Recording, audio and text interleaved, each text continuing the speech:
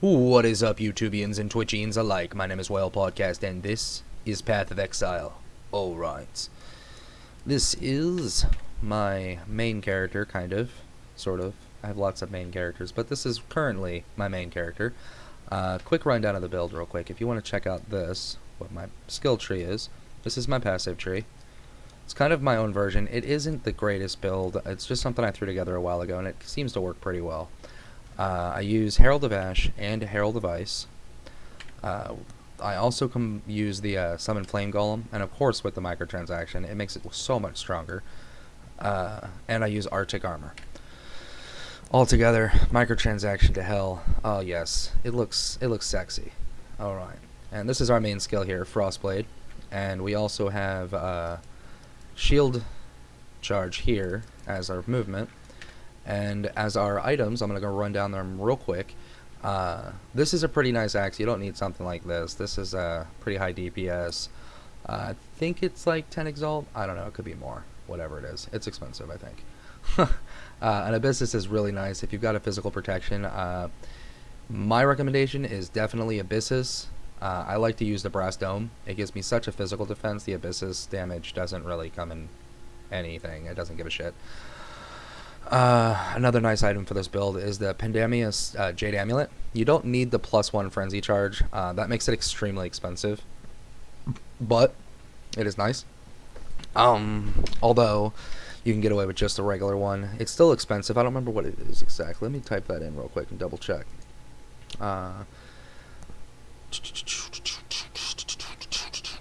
The Pandemius is something dark side. Alright, apparently it is 70 chaos, and of course with the +1 frenzy charge it's a hell of a lot more, but 70 chaos, you get one of those. You don't need something like that. You can also use a rare, which was what I was using before this, and it's not a huge difference between what I was using, but what I was using was a little crazy, which was this here, which is now in my shop. But something like this would be definitely ideal if you don't have the Pandarius. Now, of course, this is more expensive than this, but this with the Frenzy Charge is much more expensive than this. Alright, yes, and for the rings, I'm just going with increased elemental damage with attack skills, life, defense, rarity, a little bit of crit, and on this one I got flat physical, flat lightning, more resist, more life. And I also have a 11% increased elemental damage plus the flat lightning added to it. It's kind of nice. I like that ring. I looted it and then I corrupted it. No, I looted it, then I added lightning damage, corrupted it, and it gave me 11% elemental damage. I was like, are you kidding me? I don't even know why I corrupted that. I was just like, I don't need the life. Fuck it. I was happy. But anyways. As a boot, it really doesn't matter what kind of boot you use. I recommend movement speed, resistance, life, but crafting it with, what is it? Divine.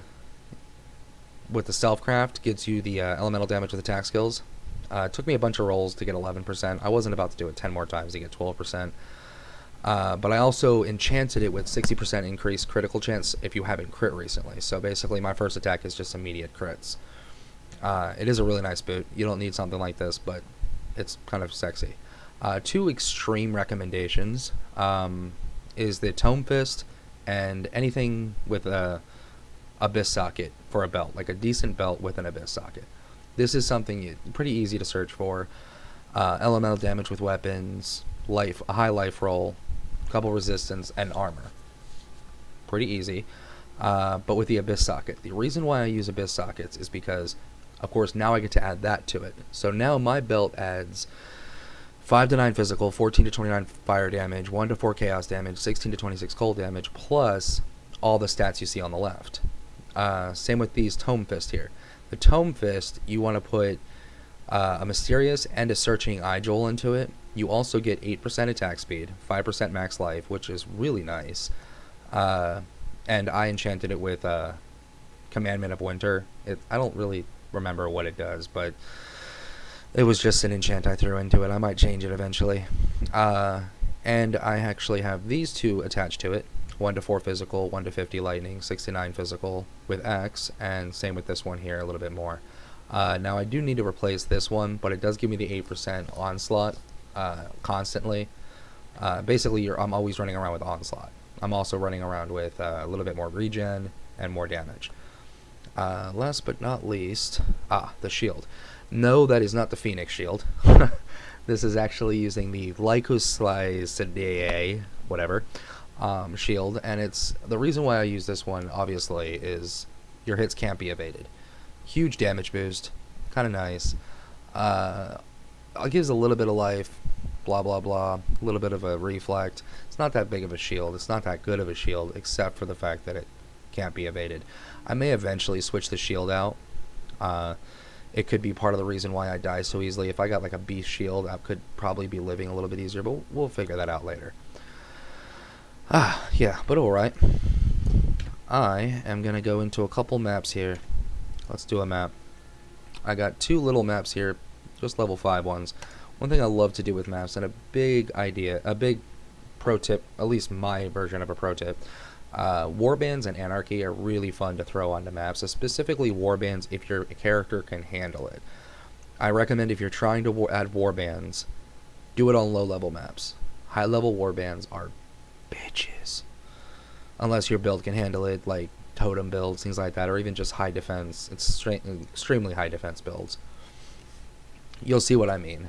Even in grade 5 maps, or tier 5 maps, they can be pretty bloody.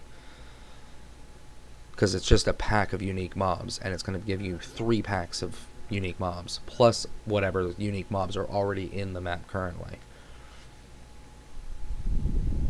Alright. Let's zoom around a little bit. As soon as we get closer, I'm going to drop this Blood Rage here, which I like to use every once in a while, when I feel like it. Alchemy right off the bat. That tells me that we're going to have very, very good luck. Obviously, a mirror is going to drop. That'd be nice. Hello. Goodbye.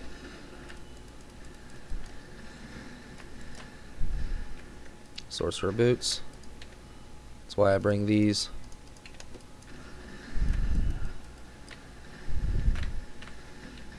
We got our first warband. Ugh.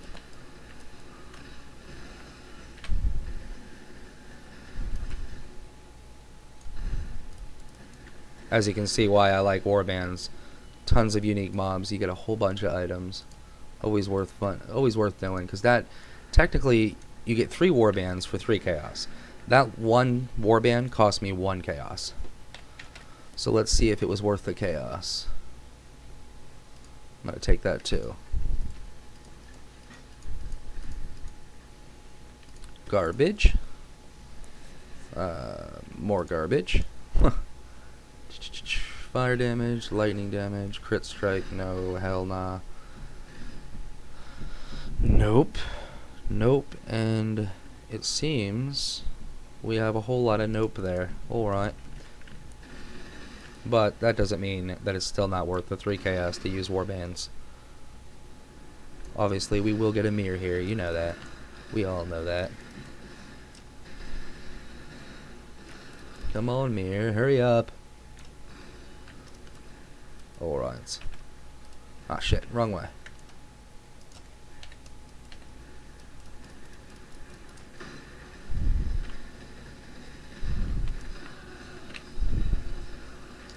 Nice. Alright. Jesus. Jesus. Oh, why did I just pick up an infernal sword? Once I picked it up, I have to ID it.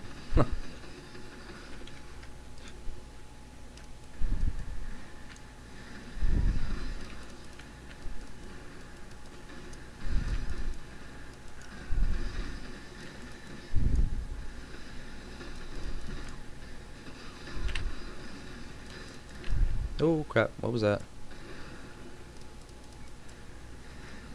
15 chaos for my King's Heart. Oh, that's one of my divination cards, I believe. Maybe not.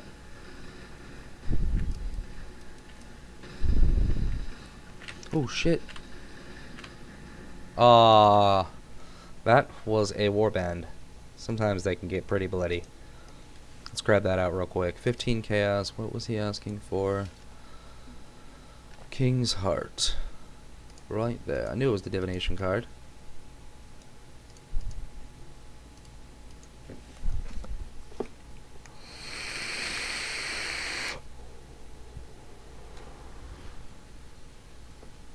Oh my god, come on. Dude, alright, never mind. You let me know when you're ready.